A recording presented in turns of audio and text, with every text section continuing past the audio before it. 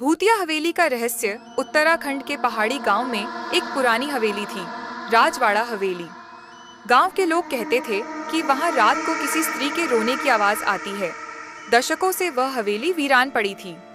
एक दिन शहर से 4 दोस्त राहुल, नीतू, मोहित और सीमा गांव घूमने आए। गांव वालों ने उन्हें चेतावनी दी कि राजवाड़ा हवेली में मत जाना, वहां मौत रहती है।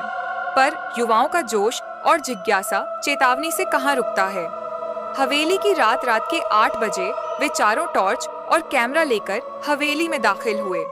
अंदर हर दीवार पर जाले, टूटी हुई तस्वीरें और पुराने फर्नीचर पड़े थे। अचानक नीतू ने कहा, क्या तुम लोगों ने सुना? किसी के कदमों की आवाज आई।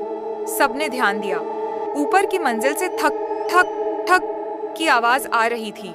वे सीढ़ियां चढ़कर ऊपर गए। वहां एक कमरा था, दरवाजा बंद। जब राहुल ने धक्का दिया, दरवाजा धीरे धीरे छर्रर की आवाज से खुला। कमरे में एक पुराना आईना था जिस पर धूल जमी थी। नीतू ने टॉर्च की रोशनी उस पर डाली। आईने में चारों दिखे, लेकिन पीछे 5वां चेहरा भी खड़ा था। एक औरत, सफेद साड़ी में, बिना आंखों के, बस खाली काले गड्ढे। नीतू चिल्लाई, टॉर्च गिर गई। अचानक कमरे का दरवाजा अपने आप बंद हो गया। अतीत की सच्चाई। नीचे हवेली की दीवार पर एक पुराना चित्र टंगा था, उसी औरत का जिसके नीचे लिखा था, राजकुमारी मीरा, जिसने अपने प्रेमी की मृत्यु के बाद इसी हवेली में आत्महत्या की थी। कहते हैं मीरा की आत्मा हर अमावस्या की रात किसी नए शरीर की तलाश करती है ताकि वह जिंदा हो सके। अंत अगली सुबह गांव वालों ने हवेली के बाहर केवल 3 लोगों को बेहोश पाया, राहुल, मोहित और सीमा। नीतू गायब थी। कुछ महीनों बाद वही हवेली सरकार ने पर्यटन स्थल के रूप में खुलवाई। उद्घाटन के दिन नई गाइड आई, वही चेहरा, वही मुस्कान, नीतू जैसी, लेकिन आंखों में एक अजीब सन्नाटा।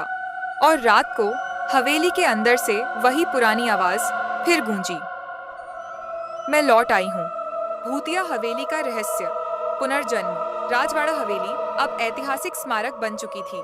हर रोज दर्जनों सैलानी आते, फोटो खिंचवाते और जाते, लेकिन हवेली की दीवारें अब भी उस रात की चीखों को याद रखती थीं। नई गाइड, नीतू या कोई और? नई गाइड का नाम था नीतू शर्मा।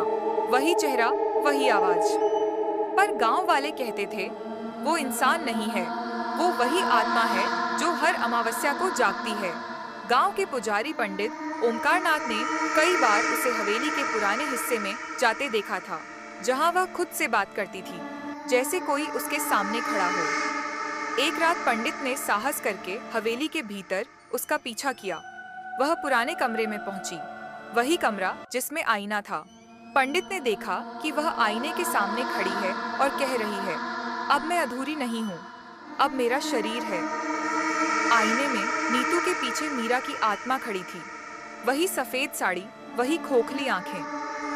पंडित मंत्र पढ़ने लगे, पर तभी आईने से एक तेज चीख गूंजी और सब कुछ अंधेरे में डूब गया। हवेली की नई कहानी।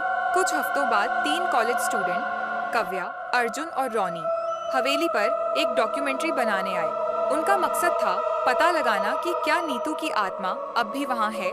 शुरू में सब सामान्य था। हवेली दिन में सुंदर और शांत लगती थी, पर जैसे ही सूरज डूबा, माहौल बदल गया। दीवारों पर अजीब सी परछाइयां नाचने लगीं। आईने के पास रखा कैमरा अपने आप रिकॉर्डिंग चालू कर गया। अचानक एक महिला की आवाज आई, कव्या, तुम बहुत सुंदर हो। कव्या ने पीछे मुड़कर देखा। नीतू वहीं खड़ी थी, मुस्कुराती हुई, और फिर उसने धीरे धीरे कहा, मुझे बस एक शरीर चाहिए। अगले पल नीतू का चेहरा काला पड़ गया, उसकी आंखों से धुआं निकलने लगा। वह कव्या की ओर झपटी और पूरा कमरा लाल रोशनी से भर गया। अंतिम रहस्य। अगली सुबह हवेली फिर शांत थी। पुलिस ने केवल 2 लोगों को बाहर पाया, अर्जुन और रॉनी। दोनों बेहोश थे और बार बार एक ही नाम बड़बड़ा रहे थे, कव्या नहीं, वो नीतू नहीं थी। कव्या गायब थी। 3 दिन बाद उसी हवेली में एक नई गाइड नियुक्त हुई।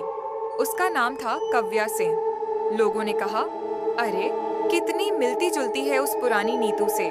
और जब उसने मुस्कुराकर कहा, आपका स्वागत है राजवाड़ा हवेली में, तो उसकी आंखों में वो खाली काले गड्ढे फिर दिखाई दिए। रात को हवेली के बाहर हवा गूंज उठी। मैं अब अमर हूँ। गांव वाले खुलकर हवेली के पास जाने से डरते थे। हर अमावस्या की रात कोई न कोई लापता हो जाता। पुलिस ने जांच की, पर हर बार सीसीटीवी कैमरे केवल धुंधली छवियां दिखाते। आईने के सामने एक महिला सफेद साड़ी में धीरे धीरे मुस्कुराती हुई। गांव पंचायत ने तय किया कि हवेली को तोड़ दिया जाए। उन्होंने शहर से इंजीनियर और मजदूर बुलाए, लेकिन जब बुलडोजर का पहला वार दीवार पर पड़ा, दीवार से खून निकलने लगा। मजदूर चीखते हुए भागे और उसी रात पूरे गांव में बिजली गुल हो गई। चारों तरफ अंधेरा, बस हवेली की ऊपरी मंजिल पर एक दीपक जल रहा था। अध्याय 2, तांत्रिक का आगमन। अब गांव वालों ने शहर से एक प्रसिद्ध तांत्रिक बुलाया, आचार्य रुद्रनाथ, जो आत्माओं को बांधने की विद्या जानते थे। उन्होंने हवेली के चारों ओर लाल धागे और मंत्रों का घेरा बनाया। मध्य रात्रि में जब उन्होंने पिशाच वध मंत्र शुरू किया तो अचानक जमीन कांपने लगी। हवेली से चीखें आने लगीं, सैकड़ों स्त्रियों की, जो जैसे एक साथ दर्द में कराह रही हों। आचार्य चिल्लाए, यह कोई एक आत्मा नहीं, यह सैकड़ों आत्माएं हैं जो इस हवेली में फंसी हैं। तभी हवा का एक तेज झोंका आया, दीपक बुझ गया और दरवाजा अपने आप खुला। नीतू अब कव्या के शरीर में दरवाजे पर खड़ी थी। उसकी आवाज अब कई आत्माओं की मिलीजुली थी। तुम हमें मिटा नहीं सकते, यह हवेली हमारी है। रुद्रनाथ ने मंत्र का आखिरी चरण पूरा किया। आईना जोर से फट पड़ा और उससे काली धुआं सी परछाइयां बाहर निकलीं। हवेली हिलने लगी। नीतू, कव्या ने आखिरी बार चीख मारी, जो मेरा था वो मेरा ही रहेगा, और पूरा स्थान विस्फोट जैसी आवाज से भर गया। जब धुआं छौंटा, हवेली जमीन में धंस चुकी थी। अध्याय 3, राख से उठी परछाई। सुबह लोग वहां पहुंचे। जहां हवेली थी वहां सिर्फ राख और जली हुई मिट्टी बची थी। सबको लगा अब सब खत्म हो गया। लेकिन रात को गांव की नदी के किनारे एक बच्ची मिली, सिर्फ 5 साल की, पर उसकी आंखें पूरी तरह काली थीं। वह बस एक ही वाक्य दोहरा रही थी, माँ कहती हैं हवेली फिर बनेगी। लोग उसे थाने ले गए, पर सुबह जब दरवाजा खोला, वह बच्ची गायब थी। सिर्फ दीवार पर खून से लिखा था, राजवाड़ा हवेली कभी नहीं मिटेगी। अंतिम पंक्ति कहानी यहीं खत्म नहीं होती।